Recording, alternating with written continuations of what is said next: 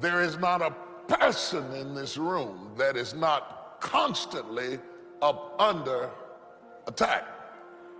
No matter how blessed you've been, no matter how successful, no matter how accomplished, no matter how healthy, no matter how fruitful you are, somewhere in your life you are either being attacked or about to be attacked in some area of your life. And God says, I'm going to bless you, but you've got to dress for the battle while you receive the blessing. With every blessing, there is a battle. I would venture to say the greater the blessing, the greater the battle. The enemy would not send that level of battle against you if there were not that level of blessing before you. The level of battle you face is an indication of the level of blessings that you stand to receive. No robber robs an empty house. Nobody holds up a bag lady because she doesn't have anything to steal. If you're up under attack, there's something to be gained. See, you got all dressed up not to run, you got dressed up to stand, not to give place or territory, not to evacuate the turf that's yours. You must learn to handle the negative. Don't ignore it, handle it. You don't have to live in it, you don't have to dwell on it, but you do have to handle it, my opinion. I know some people teach, just turn your head real quick and say, there's no weeds, there's no weeds, there's no weeds. They'll take your garden. So you've got to handle the negative. Here's what part of it is. It's called the great war between good and evil. And there is a war on. The minute you were born, you got involved in the war between good and evil, between darkness and light, between negative and positive, between evil and good, between tyranny and democracy, between weeds and human activity. I mean, the war is on. If good does not arouse itself and become active, guess what moves in? Evil. It's a war. A mental war, a physical war, a financial war, between enterprise and ease, between accomplishment and failure. It's a war. You're being fought by imaginations, shadows, and ghosts. Some of you are stressed to death over what ifs and maybes. You've been stabbed by suppose. You lay in the bed wrestling with ghosts of what ifs and maybes and suppose and I think and I heard and I felt, and you wake up tired in the morning because you might have slept but you didn't rest, because all in your sleep you've been fighting. Most people are living their lives from a heart place and not a head place. They are so engrossed with what the heart feels that they have not covered what the head thinks. Most people are governed by their emotions. They're having a heart experience in a head fight. You will never win a battle if you're having a heart experience in a head fight. You're telling the enemy how you feel has nothing to do with what you know. And if you're going to deal with a knower, never approach a knower with feelings. You got to approach a knower with facts. The enemy wants to cut off your head and leave you with feelings. Real decisions that move your life along are not coming out of your emotions, they're coming out of your head. Real opportunities that God would open up for you have to come out of your head and not out of your feelings. There are so many people that are so abstract and they're just moving along from day to day out of their emotions and their feelings. I don't know, I'm just not feeling it today. I'm just not feeling it today. Come back on Thursday. I might be feeling on Thursday. I'm not in the mood for this. I can't handle this. And every time you do it, you are canceling out opportunities. A person who does not function out of their head is a person without government. A person who moves totally out of their emotions is exempt from the greater opportunity than life. because you will forfeit what God has given you because of how you feel. Somebody asked me one time, what quality would I pick if I wanted to work with somebody? And you know what I picked first? Number one, strong feeling. Please, number one, give me somebody that feels strong. About most anything, I don't even care. Just so they believe it.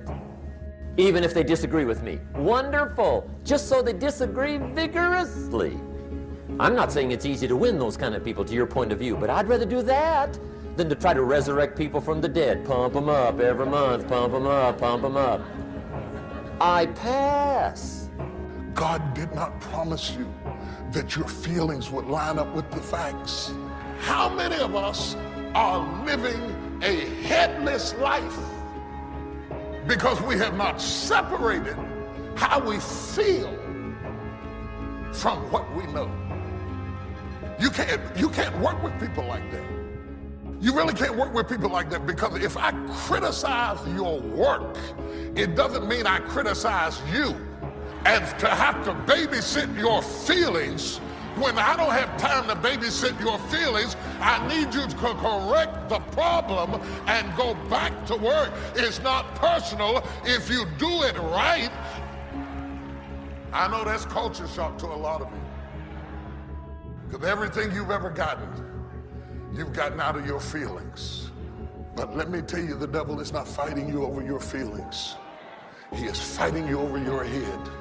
He is giving you images and imaginations and threats of disaster to send your head into a panic mode so that you will digress mentally from the leadership that the rest of you needs. It has to come from the facts and not the feelings. Are you a kingdom without a king? Are you so busy managing the emotional relationships that you have that you don't have the energy to think the thoughts you need to think to go where you need to go? Are you so busy managing your feelings and the feeling the people around you and trying to make them feel what you feel and need what you need and want what you want, that you're not making progress in life? The definition of lunacy is to keep doing the same thing expecting a different result. So why are you doing what doesn't work? If flipping out on her isn't working, why are you still doing it? If giving him a piece of your mind hadn't worked in the first 15 years, wouldn't it be a good time now to change strategies? Why are we loyal to ineffectiveness? Why are we loyal with ineffectiveness? And we are loyal to things that we know don't work, but because this is how I feel. You don't have to force yourself or motivate yourself to think negatively, to be depressed, to hate somebody, to want revenge, to want to get back at somebody, to beat yourself up over the head, to feel loaded with guilt. You don't have to make any effort to do that. Your mind is on automatic. It will do that by itself. The next thing that is important is that expect things to get better for you, because they are. See, life is cyclic. You're not, whatever experience you're having right now, it has not come to stay. It has come to pass. Not to stay, just to pass. It's just going through.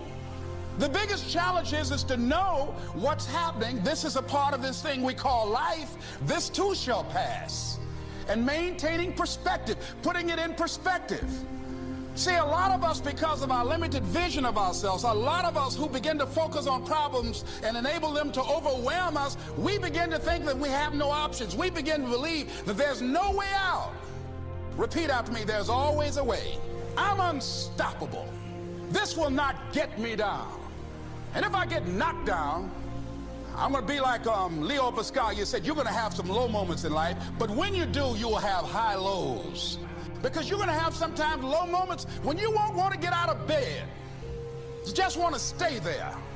There are times you won't want to come out the house. There are times you'll be feeling bad and don't know why. What's wrong? I don't know. It's called life. Someone said we have two primary choices in life. We can either accept conditions as they exist, or we can take the responsibility to change them.